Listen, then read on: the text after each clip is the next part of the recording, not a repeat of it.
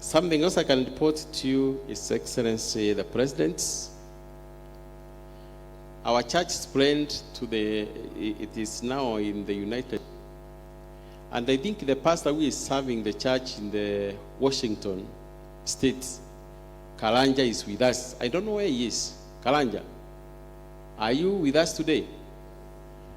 That pastor who is standing on that side, he is the one who is pastoring our church in America. Through the Europe, or the department that was assigned to Archbishop Frederick Wangombe, Mission and Evangelism, we are intending to take this church to the other nations. You have also told us, and we are very keen on that, Your Excellency, that it should also be able to spread in this country beyond the boundaries of Mount Kenya.